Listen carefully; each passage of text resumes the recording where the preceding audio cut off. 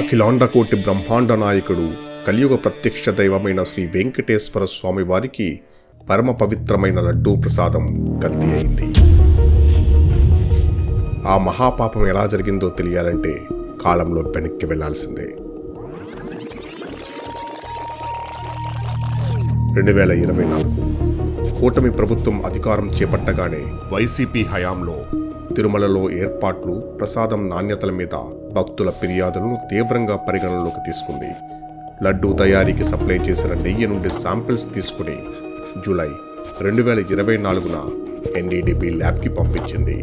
Test పూర్తయి సెప్టెంబర్లో వచ్చిన ఎన్డీడీబీ రిపోర్ట్లో జంతు కొవ్వు, రసాయనాలు కలిశాయని తెలియడంతో ఆ విషయాన్ని ముఖ్యమంత్రి ప్రజల ముందు పెట్టి విచారణకు ఆదేశించారు.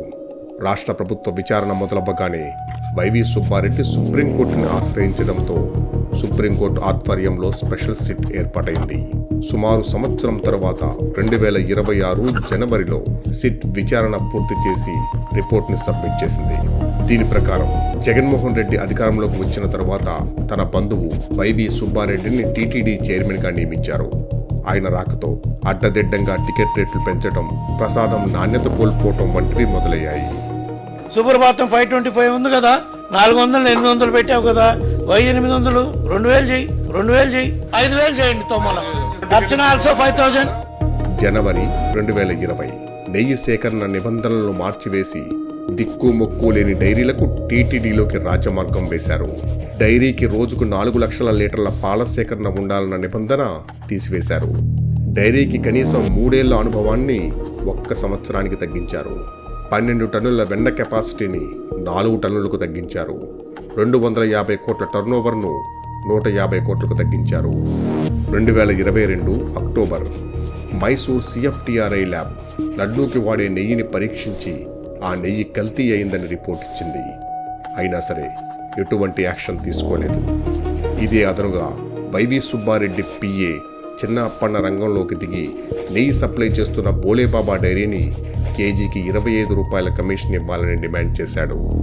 వారు ఒప్పుకోకపోవడంతో బోలేబాబాని బ్లాక్ లిస్ట్లో పెట్టి కమిషన్ ఇచ్చే డైరీలకు అవకాశం కల్పించారు. దీన్ని బట్టి 2022లోనే కల్తీ జరిగిందని తెలిసినా కమిషన్ల కోసం భక్తుల నమ్మకాలతో ఆడుకున్నారు. ఫైనల్ సెట్ రిపోర్ట్లో లడ్డూలో వాడింది అసలు నెయ్యే కాదని, పూర్తిగా రసాయనాలతో నిండిపోయిందని, ఆ కల్తీ నెయ్యిలో జంతు కొవ్వు అవశేషాలు తక్కువ శాతం కలిశాయని తేల్చి చెప్పింది. ఈ స్కామ్లో ఫోర్జరీ, మనీ లాండరింగ్ జరిగి 250 కోట్ల రూపాయలు చేతులు మారాయని వైవి సుబ్బారెడ్డి పిఏ చిన్న అప్పన్నతో సహా 36 మందిని నిందితులుగా చేర్చింది.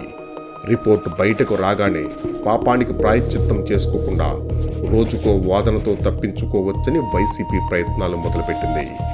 ముందుగా జగన్మోహన్ రెడ్డి నెయ్యి అసలు కల్తీ జరగలేదని, సిట్ క్లీన్ చిట్ ఇచ్చిందని చెప్పారు. కానీ వైవి సుబ్బారెడ్డి మీడియా ముందు కల్తీ చేశామని ఒప్పుకున్నారు.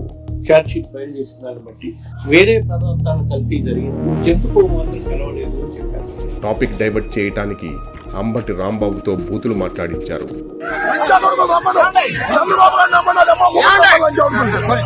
హెరిటేజ్ కల్తీ నెయ్యిని టీటీడీకి సప్లై చేసిందన్నారు.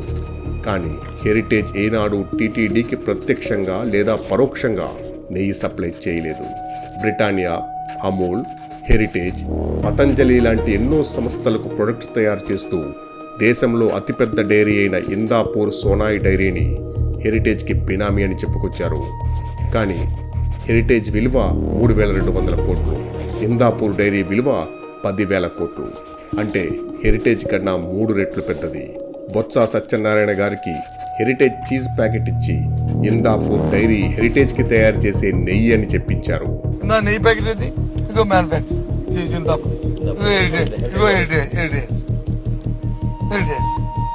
హెరిటేజ్ మీద చేసిన ఆరోపణలకు హైకోర్టు మొట్టికాయలు వేయడంతో ఆ వీడియోలు అన్ని డిలీట్ చేశారు.